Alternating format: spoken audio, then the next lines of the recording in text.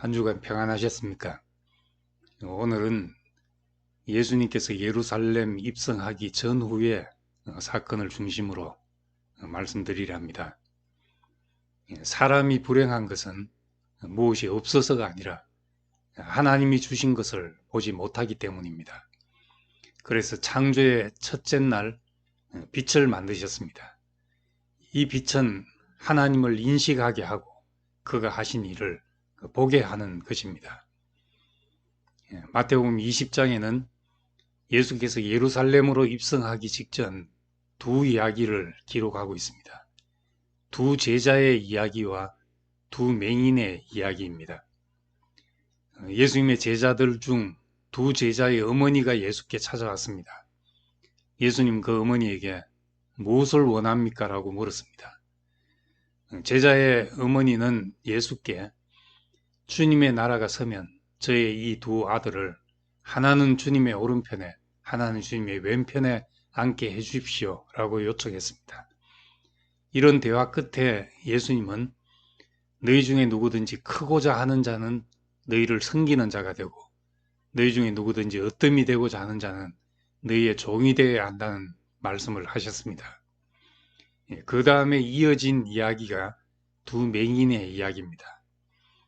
두 맹인이 예수께서 지나가신다는 얘기를 듣고 다윗의 자손이신 주님, 우리를 불쌍히 여겨주십시오라고 소리쳤습니다. 예수님은 두 제자의 어머니에게 한 것과 똑같은 질문을 했습니다. 무엇을 해주기를 원합니까? 그때 두 맹인은 우리의 눈뜨기를 원합니다 라고 대답했습니다. 예수님이 소경의 눈을 만지자 보게 되었다고 했습니다.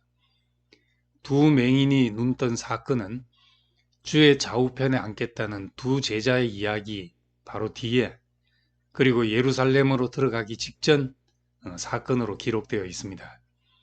그러므로 이 두 제자가 두 맹인과 겹쳐 보이게 기록했고 두 제자가 영적으로는 소경임을 말하고 있는 것입니다. 예수께서는 예루살렘에 들어가기 전 분명히 거기서 고난받고 죽임당할 것을 말했지만 제자들에게는 성공과 영광이 펼쳐질 것으로만 들렸습니다. 누가복음에 의하면 예수께서 예루살렘 가까이 와서 성을 보시고 우시며 너도 오늘 평화에 관한 일을 알았더라면 좋을 뻔하였거니와 지금 네 눈에 숨겨졌다 하셨습니다. 이때까지도 제자들의 눈에조차 예수의 죽음을 통해 펼쳐질 평화에 관한 일이 숨겨져 있었습니다. 소경들이 예수께 눈뜨기를 원합니다 했듯이 제자들도 주의 좌우편에 앉기를 구할 것이 아니라 눈뜨기를 원합니다 라고 구해야 했다는 말입니다. 예수를 따르는 우리는 십자가에 못 박힌 예수 안에서 나를 보고 세상을 봅니다. 이것이 우리의 인생관이고 세계관입니다. 똑같은 세상에 살아도 보는 창이 다르면 전혀 다르게 보입니다. 선악을 아는 일에 눈이 밝아지면 하나님 보시기에 심히 좋았다 하신 것이 부끄럽게 보이고 섬김의 길이 천하게 보이고 자기 목숨을 내어주는 길이 실패자가 가는 길로 보이게 됩니다. 그러면 우리는 어떻게 눈을 뜨고 무엇에 눈을 떠야 합니까? 그 다음 이어서 나오는 이야기가 예수께서 예루살렘에 나귀를 타고 입성하신 사건입니다.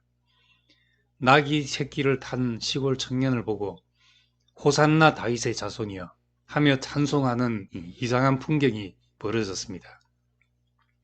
이것은 스가랴 9장 9절 10절에 나오는 말씀을 성취하기 위해서라는 것이 마태의 해석입니다. 겸손하여 나귀를 타고 오며 에브라임의 병거와 예루살렘의 군마를 없애고 평화를 가져온다는 것입니다. 예수는 평강의 왕이라 했습니다. 그의 평화는 군대가 가져오는 평화가 아니라 가장 힘없는 자가 가져오는 평화입니다. 아무도 타보지 않은 나귀 새끼는 안장을 갖추지 않은 말을 의미합니다. 이것을 주님께서 쓰려고 하셨습니다. 하나님의 쓰심이 항상 그렇습니다. 우리의 경험과 노련함이 아니라 아무도 쓰지 않는 것, 아무도 쓸 수 없는 그것을 쓰신다는 것입니다. 구약에서는 나귀가 부정한 짐승입니다. 마태복음에서 예수의 계보를 이룬 사람을 보면 예수의 오시는 길도 부정한 여인들을 타고 오셨습니다. 또 예수 시대에 함께 했던 사람들도 세리와 창기 같은 부정한 사람들이었습니다. 그는 항상 부정한 나귀를 타고 있었던 분입니다.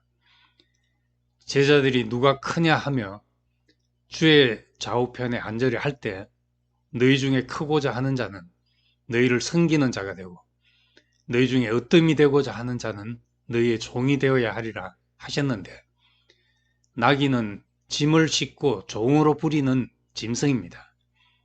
예수께서 나귀를 타고 입성하셨다는 것은 군림하는 왕이 아니라 종으로서 우리의 짐을 지고 섬기기 위해서 오는 왕임을 시사합니다. 그런 왕이 병거와 군마를 없애고 활을 꺾고 이방 민족에게까지라도 평화를 선포한다는 것입니다. 누가 평화를 가져올 것인가? 그것은 말 탄 자가 아니라 나귀 새끼를 탄 자입니다. 나귀는 공격용 짐승이 아닙니다. 누구를 공격할 수 없는 멍에를 메고 종으로 섬기는 짐승입니다. 사람으로 말하면 나귀와 같은 그런 사람이 화평을 주는 일에 왕이 된다는 것입니다. 생명 안에서 왕노릇한다는 말이 있습니다. 로마서 5장 17절에는 너희가 한 분 예수 그리스도를 통하여 생명 안에서 왕노릇한다고 하였습니다. 생명 안에서 왕노릇한다는 말은 생명 주는 일에, 사람을 살리는 일에 우리가 왕이 된다는 말입니다. 다른 데서는 왕노릇 못하지만 적어도 사람을 살리는 일에서는 우리가 다 예수와 함께 왕노릇 할 수 있습니다. 예수의 계보를 돌아보면 그 계보에 나온 사람들은 예수와 함께 생명 안에서 왕노릇 하는 사람들이었습니다. 살리는 일에 왕노릇 할 수 있는 사람들입니다. 우린 하나님이 아무리 축복을 쏟아 부어도 보는 눈이 없으면 받을 수가 없습니다. 우리도 눈이 떠지기 전에는 흙에 무슨 보화가 감춰졌는지 알 수 없었고 나귀 새끼 탄 자를 왕으로 볼 수 없었습니다. 다른 눈이 떠야 세상의 영광이 아닌 다른 영광을 쫓아갈 수 있습니다. 섬기는 자의 영광, 목숨을 내어주는 자의 권세, 종의 형체를 입은 자가 어떻게 왕이 되는지 아는 자만이 주의 나라에 동참할 수 있습니다. 아무 힘이 없어서 평화의 왕이 되신 분, 모두가 조롱하는 자리에 매달려서 생명 주는 일에 왕노릇 하신 분, 이분을 우리는 눈이 뜨기 전에는 볼 수 없었습니다. 그런데 우리 눈이 열려 이것이 참 왕이구나 할 때 우리에게 부르심의 소망이 되고 기업의 풍성이 됩니다.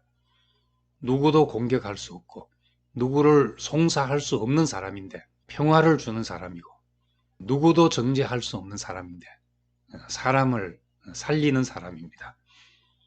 우리가 이런 사람의 이런 영광에 눈이 떠지기를 원하고 우리도 이런 사람으로 살기를 소망합니다.